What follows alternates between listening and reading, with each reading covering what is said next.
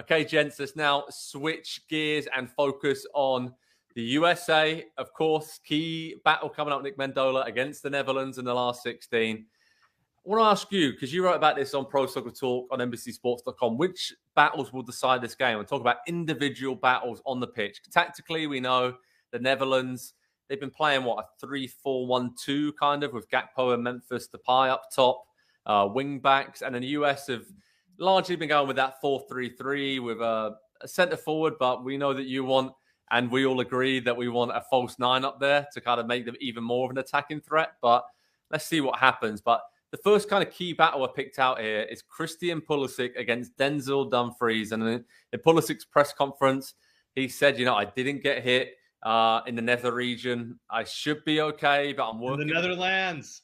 Netherlands. It was right there. It was there. Right there. Yeah, I'm disappointed. Oh, wow. I'm glad that Nick rescued it for the show. But yeah, he obviously he's hoping he's going to be fit to start, Nick. And we talked about how key he is in his star quality that he brings to the US. His battle against Dumfries, who is an extremely good wing back, especially going forward, that seems massive, right, in this game and the sort of outcome. If Pulisic can start and get in behind Dumfries and get at the Dutch defense, then that is surely a huge, huge plus for the USA. Yeah, I agree. And just because Pulisic has just been slightly more effective than Tim Weah, who has also been very good. But the reason I want to bring up Weah's name is because when we talk about these being the last two, the best two games we've seen of Sergiño Dest in a U.S. shirt and Anthony Robinson, arguably, at least in my opinion, being maybe their player of the tournament, is that because for the first time we've had two absolutely electric, powerful wings challenging and giving them room to operate and keeping people honest. And you made the point on the show the other day, Daley Blind is a good player, a veteran player, a good defender, but not quite the threat that Dumfries is. And that's why I think this battle is so important, and you've rightly picked it out, is Pulisic gives them a chance to neutralize someone who could really torture them, especially assuming that Berhalter doesn't go towards a back three, that you're trying to keep as much trouble possible off of your two center backs. Yeah, I agree with that. And I think it's interesting because if you look at the group stage, the one kind of half where the US really struggled was when obviously Wales had, the back three scenario. They were getting the ball out wide. Kiefer Moore was more direct. And in that kind of wing back situation, Andy, they kind of just pinned the US back a little bit. And that's where I do worry about this being such a key battle for the US to win, on both flanks. And we've seen in the last two games against England and Iran, and they've talked how much they worked on those wide combination, Robinson and Pulisic, Weah and Dest, and then just dropping off and creating those triangles and picking the moments to hit the runners in the box. So this is huge, right? Not just Pulisic, Dumfries, but as Nick rightly pointed out there as well, Tim Weah on the other flank against Daley Blind as well, if it is him lining up at left wing back. Because I can see the Dutch actually maybe moving out Blind because they're so concerned about the threat the US has down that right side. Yeah, Tyrone Malacia from Man United could be there. Yeah, exactly. Yeah. Let me ask you guys a question. Do you either of you think that this US team, because we haven't seen it from them yet, do either of you think that this team can, I don't want to say bunker, but that they could just sit in deep and absorb pressure for a prolonged period of time? Because everything they've done so far has been very front foot, very aggressive.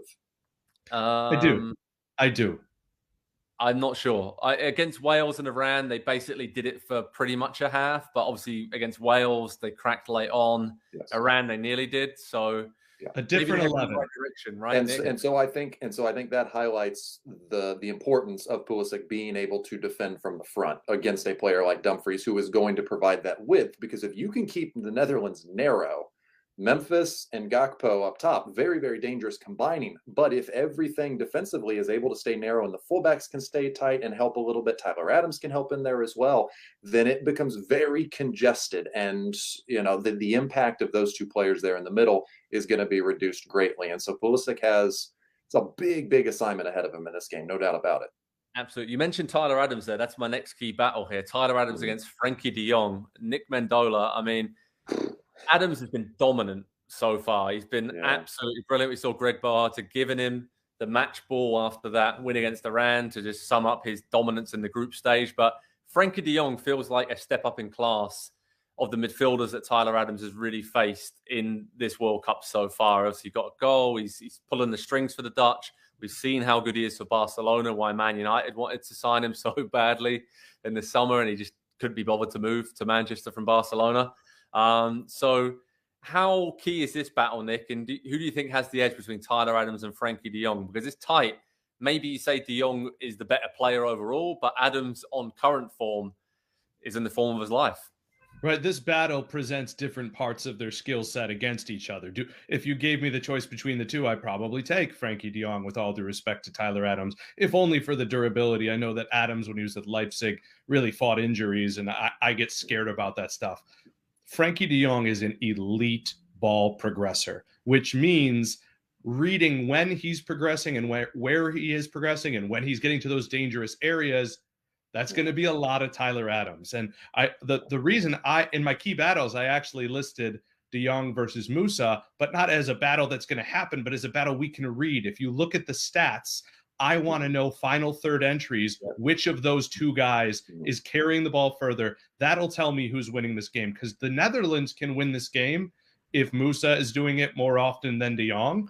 I don't know if the U.S. can win this game if de Jong is crushing that battle numbers-wise. Yeah, and I'll be very quick and follow up on that. If the U.S. wins this game, it's because Tyler Adams had the game of his life. If Tyler Adams doesn't have the game of his life, the U.S. probably doesn't win that game. Not to oversimplify, but I think that is the number one factor of anything. Well, because then he would stop the ball getting to Cody Gakpo and Memphis Depay, right? Which is absolutely key in attacking. That's what we're going to talk about next. Memphis Depay still coming into his own, still getting his fitness up. Looked good against Qatar and the Netherlands' last group stage game, but Tim Ream, the American dream, we've all been huge in him. I think there's a real conversation for him to be the MVP of the US squad so far, unexpectedly so. But the way he's knit together that US defense is probably the main reason they've got through, right, to the last 16. So hats off to him and that whole defensive unit. But his battle, Andy, against Cody Gakpo, I mean, 3 goals in 3 games for Gakpo. His price tag is going through the roof. PSV are laughing because they didn't sell him in the summer.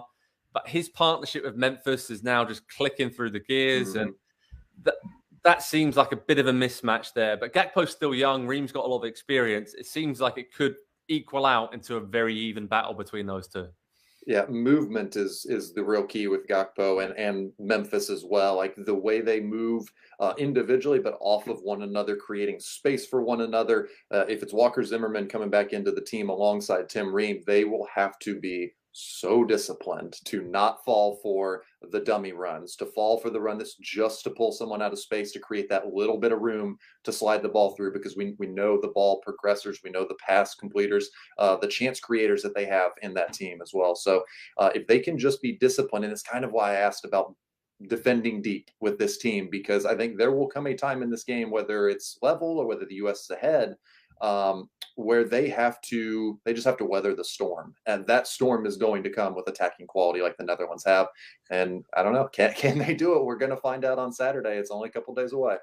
It's going to be fun, guys. And over at Pro Soccer Talk and NBCSports.com, we'll keep you updated with all the latest news, how to watch information, preview, projected lineups, key battles is already up on the site. And yeah, every angle of this battle, we're going to have you covered, and analysis-wise after the game, during the game, you name it. This is, it's the biggest game in 8 years in US soccer for the men's team after that defeat to Belgium in 2014.